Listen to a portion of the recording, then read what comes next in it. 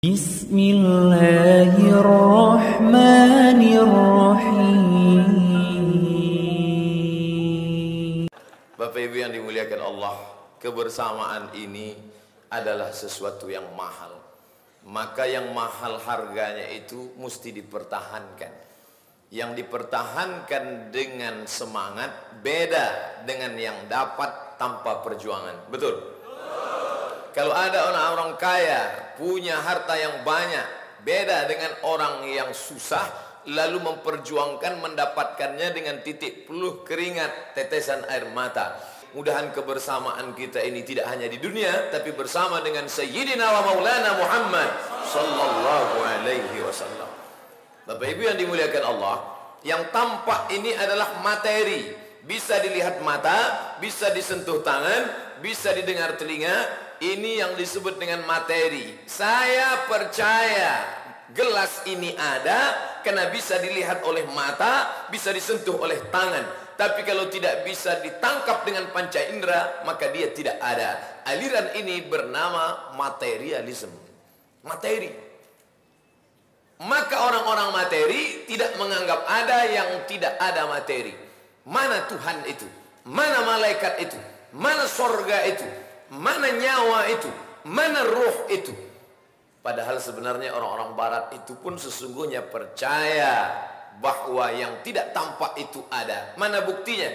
Ketika mereka sedang terapung-apung di tengah lautan, mereka selalu memberikan signal, simbol SOS, save our soul, soul, jiwa. Dia tidak katakan save our body, selamatkan tubuh saya, tidak, tapi selamatkan jiwa saya. Itu yang tidak nampak, yang tidak kelihatan. Orang yang pergi berjemur di pantai Kuta atau di pantai manapun, tiba-tiba yang kulitnya sebelumnya tidak berwarna putih, tiba-tiba saja berubah menjadi hitam.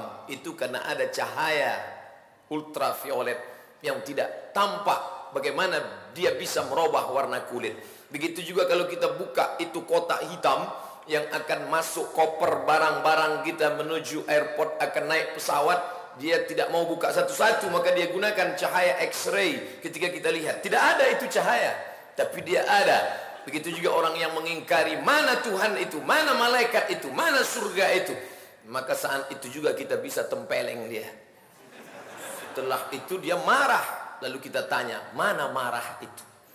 Setelah itu dia sedih, mana sedih itu? Ini air mata, itu bukan sedih, itu adalah ungkapan kesedihan. Walaupun tidak semua yang menangis itu karena sedih, karena ada juga yang menangis karena kekenyangan. Siapa dia? Buaya.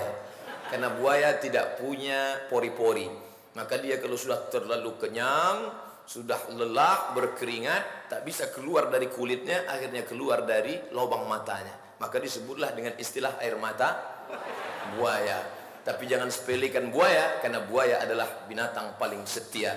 Oleh sebab itu orang Betawi di Jakarta kalau menikah pasti ada roti buaya. Kenapa ada roti buaya? Karena buaya paling setia sampai akhir hayat yang memisahkan kita. Begitulah agaknya kata buaya. Walaupun buaya tidak punya lidah, karena tidak ada lidah buaya. Tapi buaya ini setia selama dia di air, sampai jangan naik ke darat. Sudah dia naik ke darat, itu luar biasa. Bapak Ibu yang dimuliakan Allah Subhanahu wa taala, yang tidak tampak oleh mata, yang tidak bisa disentuh oleh tangan, yang tidak bisa ditangkap oleh panca indera, inilah yang dikenyangkan pagi ini. Ustadz ngomong kenyangkan karena sudah sarapan, betul. Perut ini materi, tampak dia. Kalau di ronsen nampak, maka yang materi diisi dengan materi. Diisi dengan apa tadi Pak Ustadz? Nasi goreng. Diisi dengan apa tadi? Lontong sayur. Tapi yang non materi tidak bisa diisi dengan materi. Apa dia? Kebahagiaan. Letaknya di dalam hati, letaknya di dalam jiwa, letaknya di dalam raga, letaknya tak tampak oleh mata. Maka tadi dalam pembicaraan kami menuju rumah Bapak Dr. Haji Muhammad Yusuf Kalla, ini Ustadz Samad, masjid ini programnya penuh terus. Betul Pak? Tadi malam ada iktikaf, pagi ini ada pengajian, nanti zuhur ada pengajian, nanti malam ada pengajian. Ustadz-ustadz hebat diundang kemari, luar biasa. Lalu kemudian kenapa kota besar makin hebat, metropolitan, tapi justru pengajian bukan makin sepi? Kenapa? Karena ada orang yang ingin mengisi batinnya dengan zikir, terasa full. Betul? Ini kalau dicek satu-satu bisa dilihat full.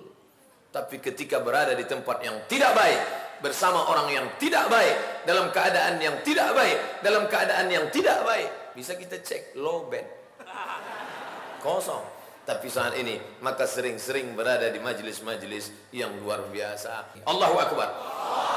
Bapak Ibu yang dimuliakan Allah, ini jiwa-jiwa ini kalau tidak diisi dengan berjamaah, diisi dengan zikir, dia akan kosong, hampa. Dan kalau sudah kosong, spiritual palsu akan mengisinya. Betul? Karena begitu banyak di kota-kota besar, jangankan di tempat kita, di Amerika, di New York, banyak rumah-rumah spiritual palsu. Anda merasa kosong, Anda merasa hampa, Anda merasa tidak ada harapan, datanglah kemari. Naikkan kaki kanan ke paha kiri, kaki kiri ke paha kanan, pejamkan mata, tarik napas dalam-dalam. Dari mana datang? Tapi kita akan mendapat ketenangan dengan apa? Zikir. Afdalu zikri fa'lam annahu la ilaha illallah. La ilaha illallah. La ilaha illallah. La ilaha illallah. La ilaha illallah. Terasa penuh jiwa. Luar biasa. Sampai-sampai terbawa ketika tidur. Ketika kita tidur, tiba-tiba mimpi dikejar oleh Nyi Blorong, suster ngesot. Mana bisa suster ngesot ngejar Pak Ustaz? Iya juga ya. Maka saat itu kita langsung teringat Allah, Allah, Allah, la ilaha illallah, Allahu la ilaha illa huwal hayyul qayyum. Itulah yang akan menolong kita saat sakaratul maut. Kita punya pistol. Apakah saat sakaratul maut pistol itu bisa menolong kita? Tidak. Satu-satunya yang bisa menolong adalah spiritual yang penuh zikir. Itulah yang akan bisa menolong.